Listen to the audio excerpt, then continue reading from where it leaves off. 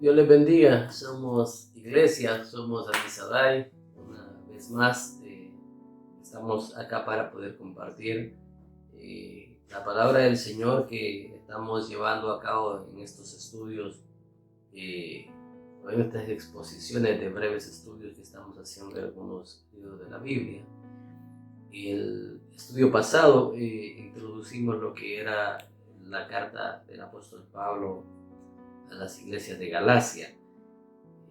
Vimos algunos detalles de la introducción, vimos la autoridad paulina, también vimos hacia quiénes estaba dirigido y algunos conceptos que el apóstol Pablo introduce, sobre todo el saludo de gracia y paz, lo que significa en un vocabulario cristiano y como Pablo lo introduce para la iglesia, presentando que la gracia es el favor inmerecido de Dios para nosotros, lo cual produce una paz entre Dios y el hombre, pero bajo la iniciativa de Dios a través de Jesucristo, reconciliando el mundo con Dios. Y eso es lo que Pablo recalca en el saludo.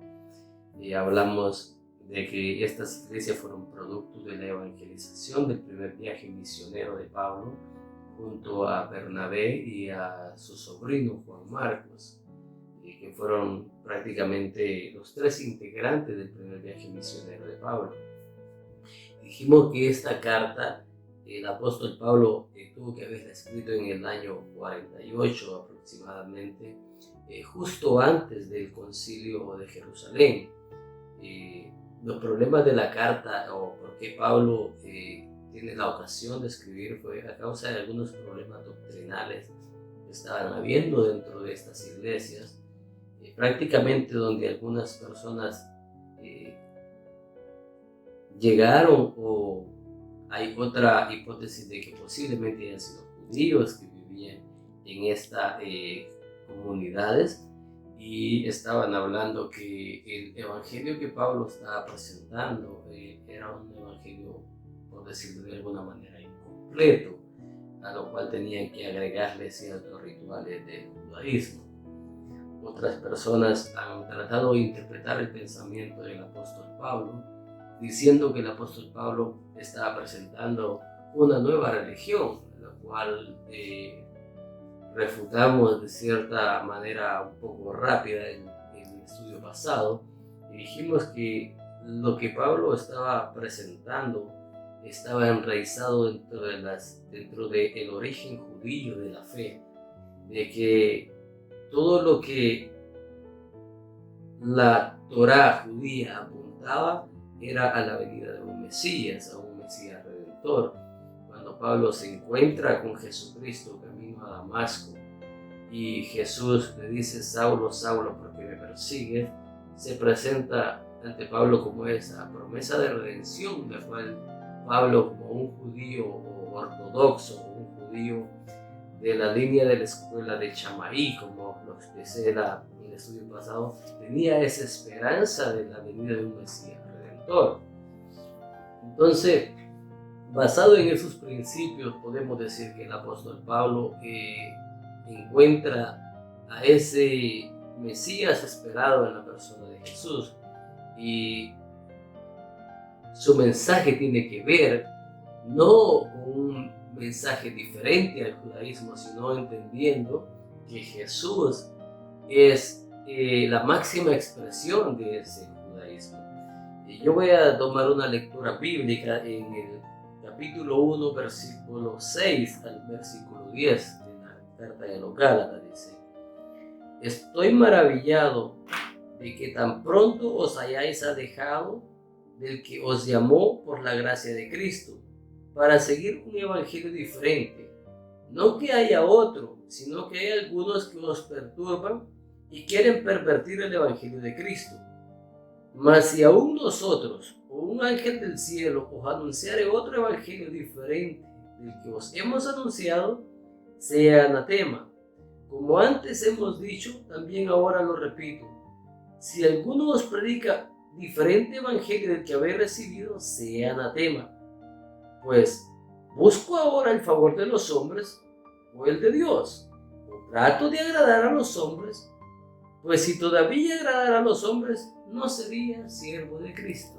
Padre, te doy gracias en esta oportunidad por tu palabra y te pido que abres a nuestras vidas, Señor, como a tu iglesia, que nos edifiques y nos edifiques, Padre, en tu cuerpo a través de tu palabra, que tu palabra, Dios, nos dirija hacia una vida cristiana agradable a ti, oh Dios amado, que nos transforme como el único medio transformador que tú tienes para poder hablar a nuestras vidas, Padre. Te pedimos que nuestros corazones sean sensibles para poder obedecer lo que aprendemos de ti, oh Dios, en el nombre de tu Hijo amado Cristo Jesús.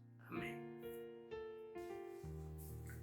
Como hemos venido exponiendo,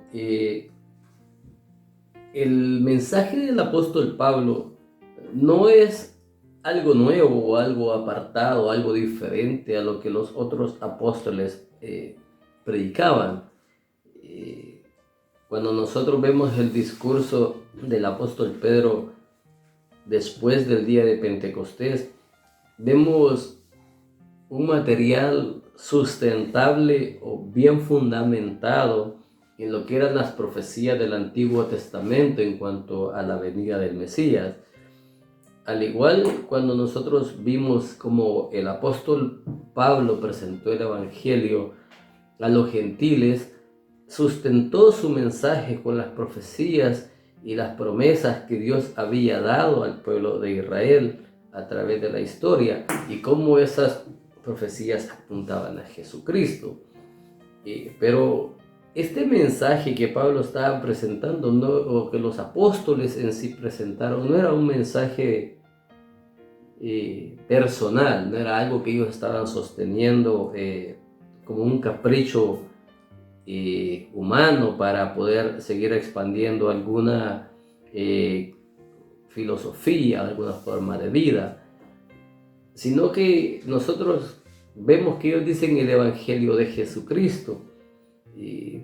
Pero ¿qué opinaría Jesucristo de este Evangelio? Y debemos entender cuál era el concepto que Jesús tenía personalmente de él, para entender que ese era su Evangelio, o los discípulos estaban de cierta manera idealizando un personaje que había muerto por alguna causa y que fue su amigo cercano, y luego lo idealizaron como algunas personas han querido sostener. Pero para sostener eso, veamos cuál era la posición o cuál era la perspectiva de Jesús mismo en cuanto a su ministerio, o lo que lo que estaba presentando con su vida. Y para eso yo quiero que veamos el Evangelio según San Lucas en el capítulo 4 y verso 16. Luego de que Jesús pasa ayunando y luego pasa la tentación, él comienza su ministerio. Y al principio de su ministerio, él en el capítulo 4, verso 16 dice: vino a Nazaret, donde se había criado, y el día de reposo entró en la sinagoga conforme a su costumbre, y se levantó a leer, y se le dio el libro del profeta Isaías, y habiendo abierto el libro, halló un lugar donde estaba escrito: el Espíritu del Señor está sobre mí, por cuanto me ha ungido para dar buenas nuevas a los pobres, me ha enviado a sanar a los quebrantados de corazón, y a pregonar libertad a los cautivos y vista a los ciegos, a poner en libertad a los oprimidos, a predicar el año agradable del Señor. Ahí vamos bien. Pero Jesús dice en el versículo 20 que enrolló el libro, lo dio al ministro y se sentó. A los ojos de todos los de la sinagoga estaban fijos en él, y comenzó a decirles: hoy se ha cumplido esta escritura delante de vosotros. Este pasaje Jesús lo tomó de el libro del profeta Isaías. 8 siglos antes de Jesús, 800 años antes de Jesús, el profeta Isaías, por revelación o por inspiración de Dios, empieza a traer profecías predictivas en cuanto a la venida del Mesías. El libro de Isaías es conocido también como el quinto evangelio, porque es uno de los libros, si no es el libro que más profecías o profecías específicas habla de la venida del Mesías. Pero Jesús lee esa profecía del Mesías y cuando la lee no toma una actitud como cualquier profeta que va a dar un discurso, una palabra de parte de Dios para el pueblo, sino hace algo totalmente diferente quizá a lo que los asistentes a esa sinagoga podían esperar. Y él les dice, esta profecía se ha cumplido hoy acá frente a ustedes. Ustedes están siendo testigos de que esa profecía que habla de la venida del Mesías se está cumpliendo en la persona que está frente a ustedes. Lo que Jesús está reclamando es su título de Mesías dentro del pueblo de Israel.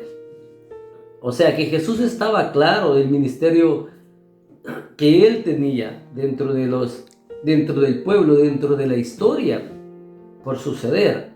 Entonces el apóstol Pablo está predicando el mensaje de esta persona o de este ser o de este que más tarde nosotros lo llegaríamos a conocer como el Señor de nuestra vida. Porque en un lenguaje coloquial podríamos decir, Jesús la tenía clara de quién era Él y cuál era su ministerio. O sea, no era algo esporádico. Lo que el apóstol Pablo está cimentando cuando está hablando del Evangelio, está cimentando que estas noticias que él está pregonando están sustentadas en la persona histórica de Jesús y que Jesús es la base fundamental de toda la revelación de la Torá. Por eso siempre digo que Jesús es la máxima expresión del judaísmo como religión o como fe.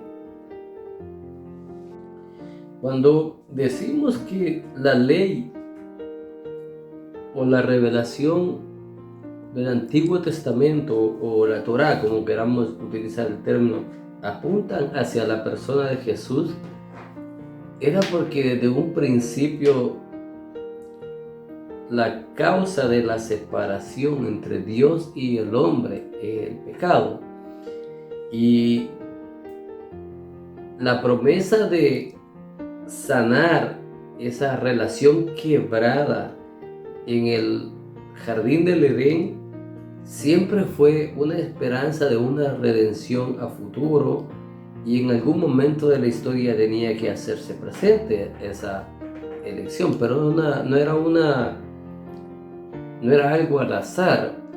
Durante muchos siglos, Dios se reveló al pueblo de Israel. Después vamos a ver más adelante la gracia de Dios en la ley, porque este es un problema que se refleja en Gálatas. Se ha muchas veces malinterpretado cierta parte del texto o cierta parte del libro, diciendo que la ley de cierta manera era una maldición. Pero vamos a ver en qué contexto podemos entender ese pensamiento, ya que cuando el pueblo judío se refiere a la ley, se refiere a todo el contexto de la revelación bíblica, y todo el contexto de la revelación bíblica es un asunto de gracia. Dios por gracia nos revela los planes que Él tiene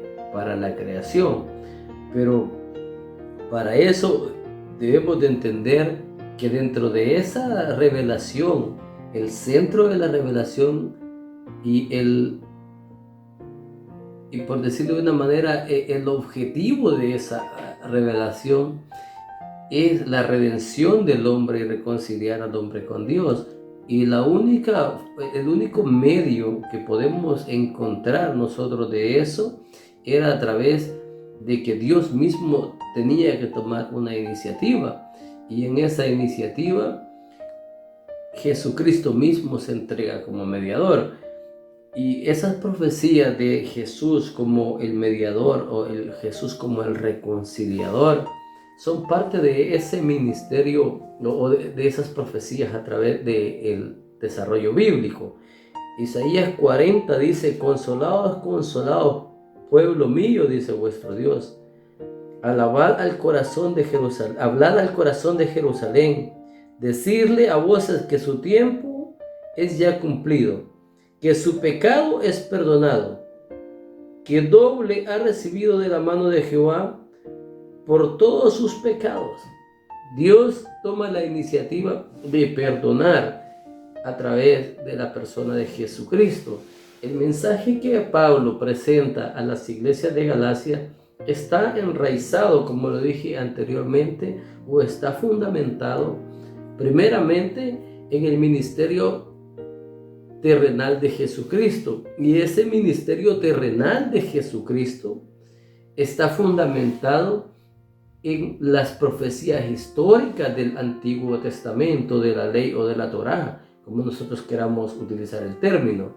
Jesús no aparece de la nada ante el pueblo judío. Por eso cuando Él se presenta en el Evangelio de Lucas, Él les dice: todas estas profecías de las cuales se hablaron de mí se han cumplido frente a ustedes. Porque había de cierta manera un récord. Hay más de 3,000 profecías que se cumplían en la persona de Jesús, y Jesús cumplió a cada detalle todas las profecías que de Él se hablaban.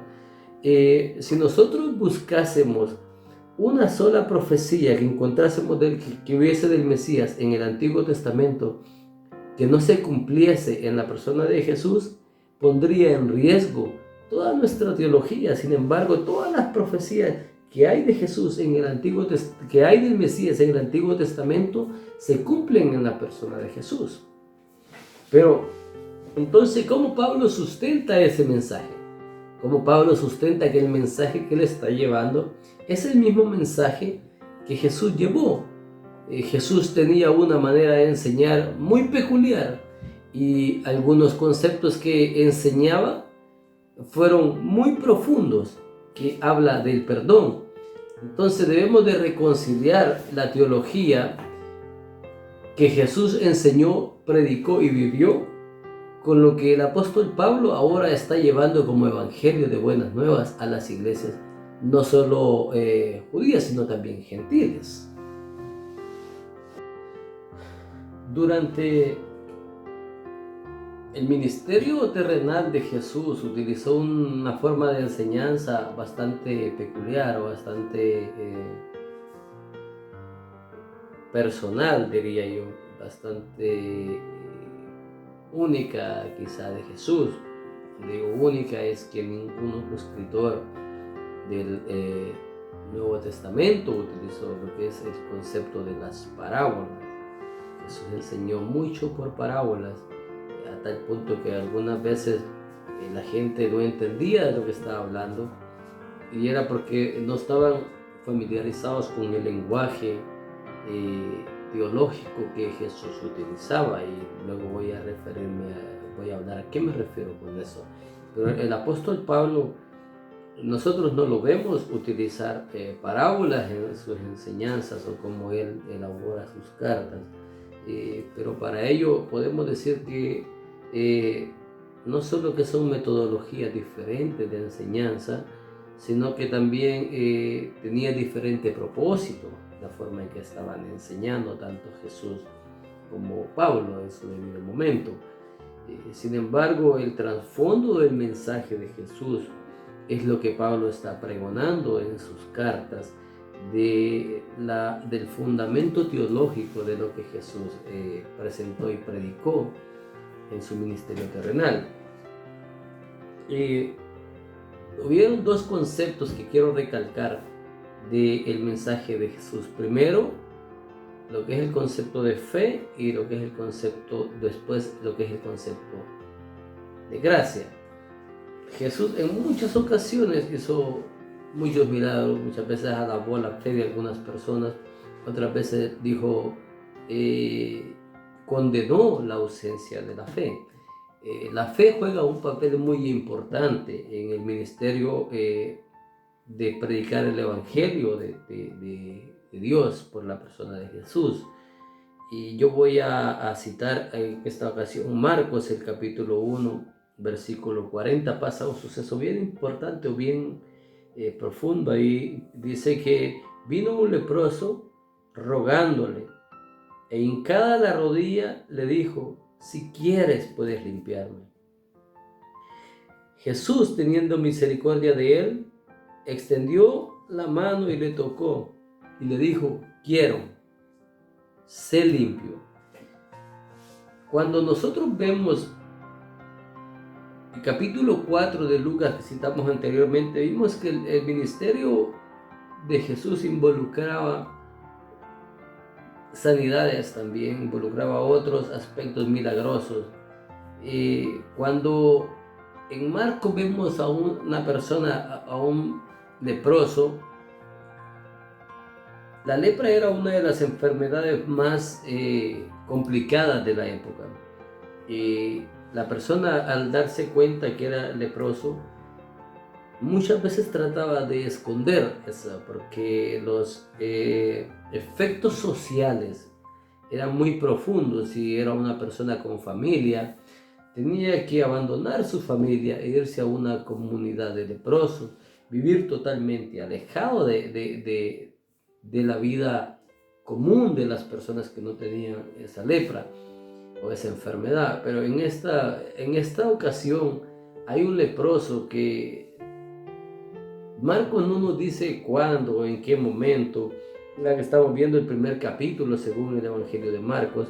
El Evangelio el ministerio terrenal de Jesús está comenzando, y Marcos no nos dice en qué momento el leproso supo de Jesús. No nos da mayores detalles de eso, mayores antecedentes. Sin embargo, en algún momento este leproso tuvo que haber escuchado del poder de Jesús y creyó a Jesús. Que hay que pensar que ese concepto de fe del cual Jesús habla no es solo un creer o un tener un deseo de algo, sino que esa fe proviene primeramente de Dios hacia el ser humano. Nace para poder expresar algo, a aferrarse a Dios. Entonces, cuando este leproso le cree, se acerca a Dios, a Jesús, y le hace una pregunta, le dice, si tú quieres. Él sabía que Jesús tenía el poder y le dice, yo sé que si tú quisieras sanarme, lo puedes hacer.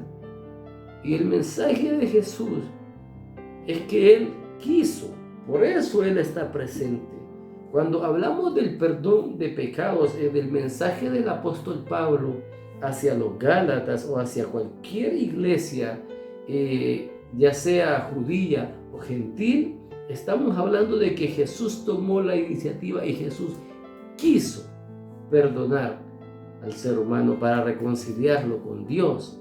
Entonces estamos viendo la iniciativa de Jesús de querer. Ese es algo fundamental en la fe para poder entender el mensaje del Evangelio, que Jesús sí quiere. Y las buenas noticias, el Evangelio lo que significa son buenas noticias. Las buenas noticias es que Jesús sí quiere reconciliarnos con Dios. Y la importancia de que Jesús quiso, accionó en Jesús. Y es cuando leemos el pasaje en Marcos que acabamos de citar, vemos que cuando el leproso viene y dice a Jesús, si quieres puedes limpiarme, Jesús le dijo, Marcos usa un término acerca de la reacción de Jesús, que dice que Jesús teniendo misericordia de él. Y a veces las palabras en sí, cuando conocemos lo que significan, causan un mayor impacto en nosotros. La palabra misericordia se compone de dos palabras, que es miseria y cordia, que es tener amor por la miseria. Y a esa acción es lo que nosotros llamamos gracia. Que Dios nos otorga su gracia salvadora en medio de nuestra miseria como seres humanos. Entonces, lo que nosotros vemos allí es que la gracia obra dentro de la fe. Pero ¿qué es la gracia? El evangelista Lucas escribe una de las parábolas más tradicionales dentro de nuestra fe cristiana. Yo creo que no hay ningún cristiano que no conozca la parábola del hijo pródigo. Es la historia de los dos jóvenes que uno de ellos, el más joven, pide su herencia y se va. Y cuando cae en desgracia después de malgastar todo su dinero, la Biblia, el evangelista dice que volviendo en sí dijo: voy a regresar a la casa de mi padre. Y regresa. Y el padre lo recibe y le hace una fiesta. Sin embargo, nosotros como seres humanos, a la luz de lo que nosotros consideráramos justicia, la gran mayoría de nosotros nos inclináramos a la posición del hermano mayor que quedó en casa y decir: no, este joven se fue de su casa, malgastó su fortuna y regresó. El padre debería de tener una actitud de que si quieres algo en mi casa de nuevo, gánatelo. Sin embargo, la actitud del padre no fue esa. La actitud del padre tuvo un gesto de gracia, y la gracia es un amor inmerecido, un gesto inmerecido. La gracia no es por méritos propios. ¿Por qué llevo hasta este pensamiento? Porque es el mensaje central de Jesucristo dentro de la salvación. Y es que todos los que hemos sido salvos por gracia. No merecemos la salvación, pero en su infinito amor Jesús se entregó por nosotros y fue sustituto por nuestros pecados. Cuando nosotros entendemos que estos conceptos llevan el mensaje de que Pablo está hablando del Evangelio de Jesucristo, estos conceptos teológicos están enraizados en lo que Pablo está predicándole a las personas en Galacia, en este entonces a las iglesias de Galacia, enraizados en lo que es el Jesús histórico, el que fue plasmado en los evangelios. Si bien es cierto, no se está hablando en parábolas, los conceptos teológicos de ser salvo por gracia, de que la salvación solo viene por medio de Jesucristo y que Jesucristo es la máxima expresión de la revelación en la historia, de la revelación escrita en la historia, es exactamente lo que Pablo está predicando. Ese mensaje que llega directamente a la cruz, porque Pablo habla en su mensaje precisamente del enfoque del sacrificio de Cristo en la cruz, en el capítulo 13 del libro de los Hechos, cuando predica en las iglesias de Galacia. Entonces está hablando del mensaje de la salvación por la muerte expiatoria de Cristo. La cruz no es un accidente para Pablo. Ninguna persona o ningún erudito del nivel de Pablo podía creer que la muerte en la cruz era algo accidental. Cuando nosotros leemos Isaías 53, de nuevo hablo de Isaías como la referencia al libro con más profecías acerca de la venida del Mesías. Cuando vemos Isaías 53, cualquier erudito de su tiempo hubiera apuntado a la muerte del siervo sufriente. Y nosotros vemos Isaías 53 y lo desmenuzamos versículo a versículo, y lo único que podemos ver es la pasión de Cristo. Desde su captura hasta su muerte en la cruz.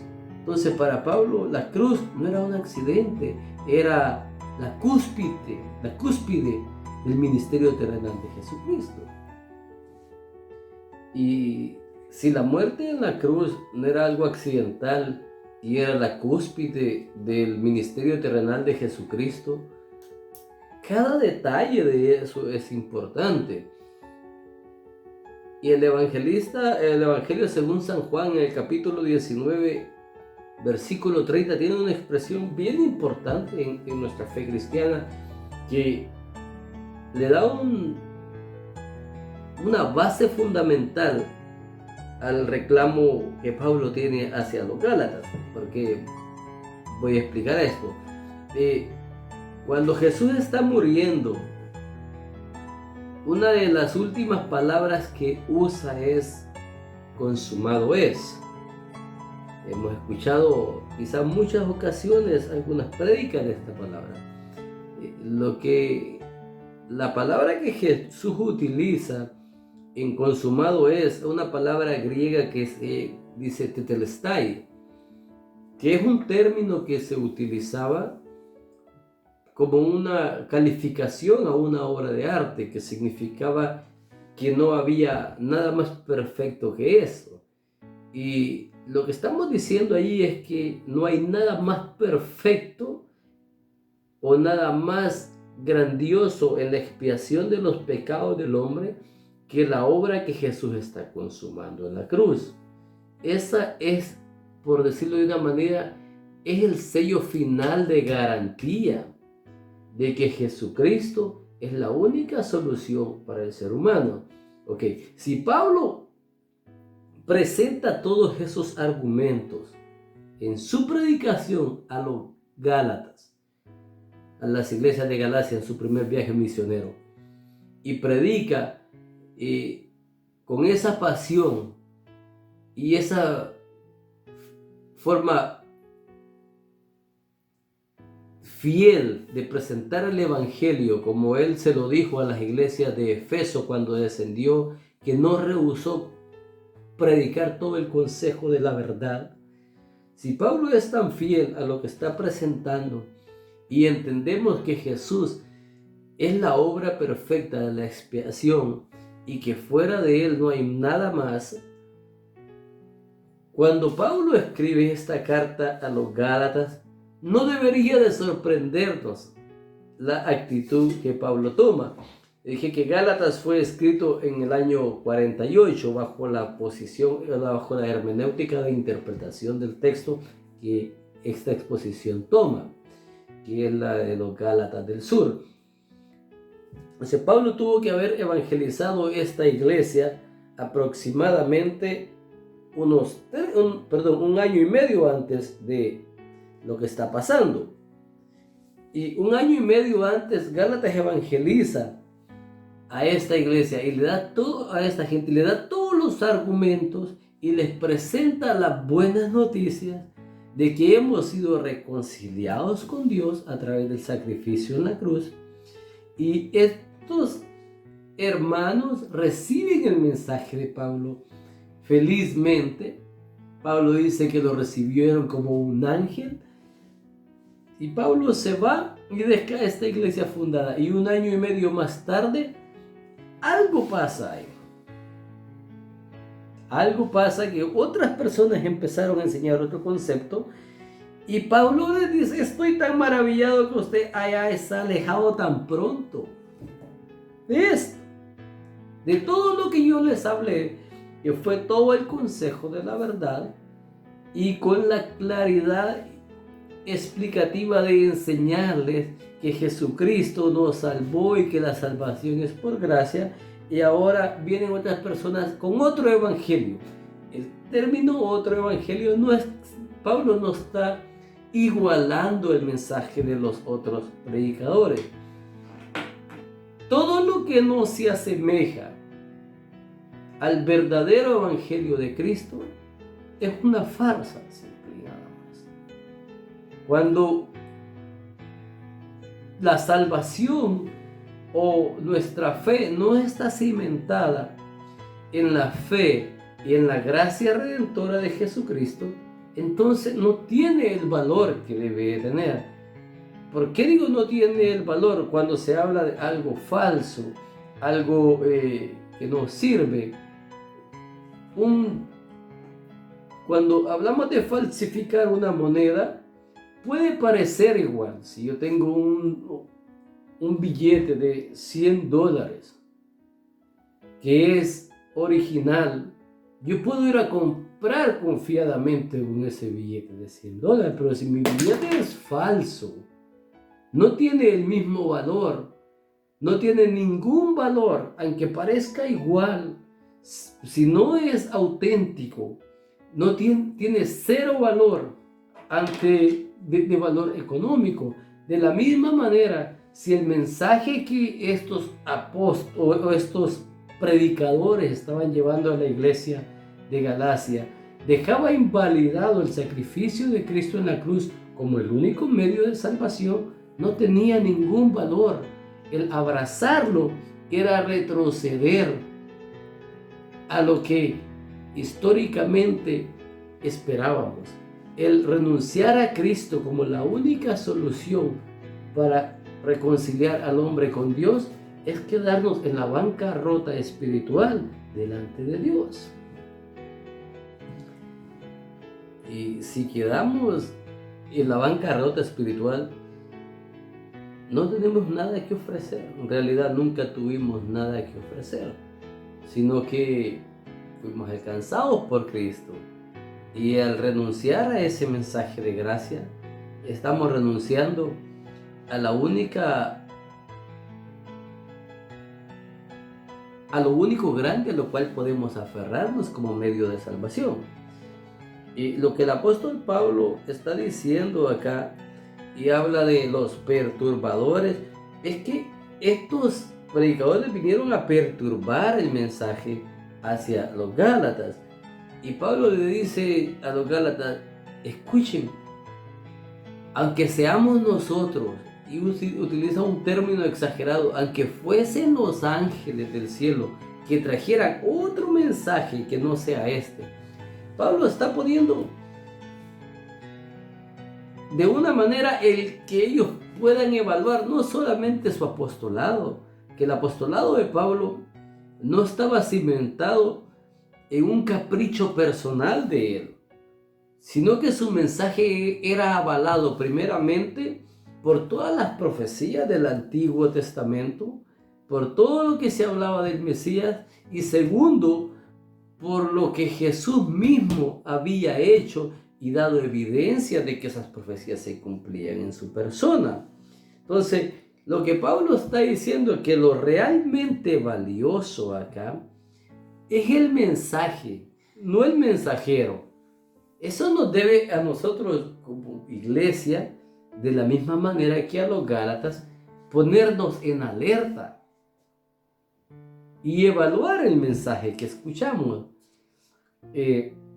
Déjeme contar una anécdota. Una vez un joven se puso a hablar de la escritura conmigo, un joven a quien nos conocemos desde niños, y con quien tengo mucha confianza porque nos conocemos desde niños.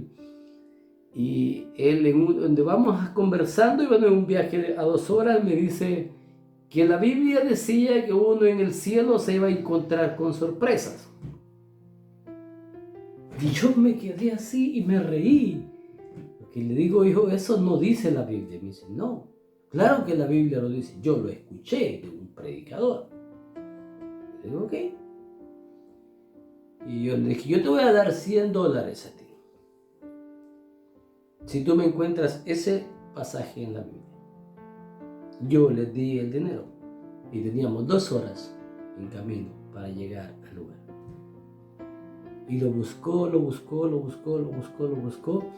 y para sorpresa de él, y un poco para sorpresa de la mía, era que el pasaje no existía.